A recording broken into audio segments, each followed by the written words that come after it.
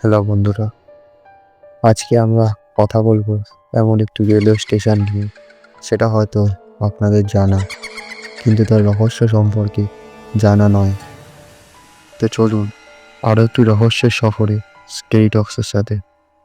চ্যানেলটাকে অবশ্যই সাবস্ক্রাইব করুন এবং ভিডিওটিতে একটি লাইক করুন। কমেন্টে জানান নেক্সট কোন রহস্যের সফরে আপনারা যেতে চান আমার সাথে। আজকের subject: the most haunted railway station in West Bengal, Begunkodar.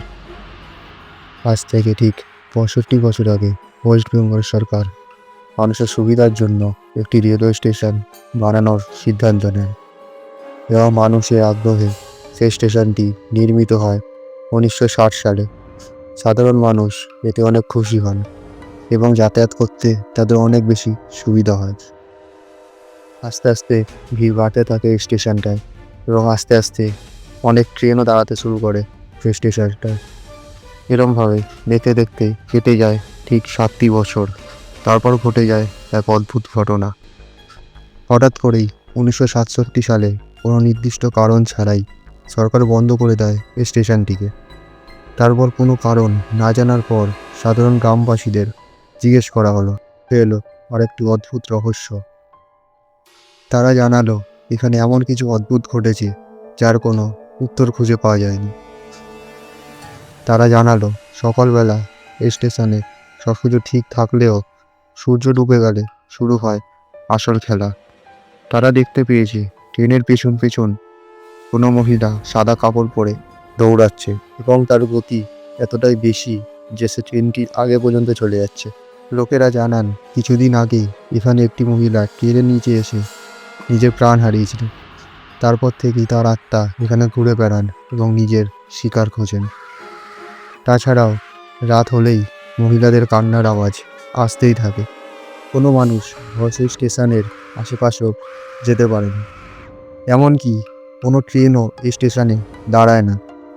এই স্টেশনটি ঢোকার আগেই ট্রেন নিজের গতি বাড়িয়ে দাঁড়ানো তো দূরের কথা, আরও বেশি তাড়াতাড়ি চলে যায়। এমনকি এই স্টেশনে যে স্টেশন মাস্টার নিযুক্ত ছিলেন তিনিও সেখান থেকে ভয় পালিয়ে যান। তারপর অন্য স্টেশন মাস্টার নিয়ে আসলেও কিছুদিন পর তিনিও সেই একই কথা দাবি করেন এবং তিনিও এখান থেকে নিরুদ্দেশ হয়ে যান। আস্তে আস্তে এই স্টেশনে কোনো কর্মী কাজ করতে রাজি হচ্ছিলেন না, সবাই এতটাই ভীত ছিলেন। আস্তে আস্তে গ্রামবাসীও এই স্টেশন থেকে দূরত্ব বজায় রাখতে শুরু করে। এরমভাবে শেষমেশ কর্তৃপক্ষ 1967 সালে স্টেশনটি বন্ধ করার সিদ্ধান্ত নেন। তারপর থেকে স্টেশনটি পুরোপুরি বন্ধ থাকে। কিন্তু বর্তমানে 2009 সালে স্টেশনটি পুনরায় শুরু করা হয় আবার নতুন করে। তারপর থেকে স্টেশনটি এখনও অবধি সাধারণ মানুষদের সেবা দিয়ে যাচ্ছে, কিন্তু এখনও মানুষেরা আতঙ্কের শিকার। এখনও রাত হয়ে গেলে এই স্টেশনে কেউ পাও রাখেন না। তো আপনারা বলুন, আপনারা কি পারবেন এই স্টেশনে রাতে যেতে এবং সময় কাটাতে?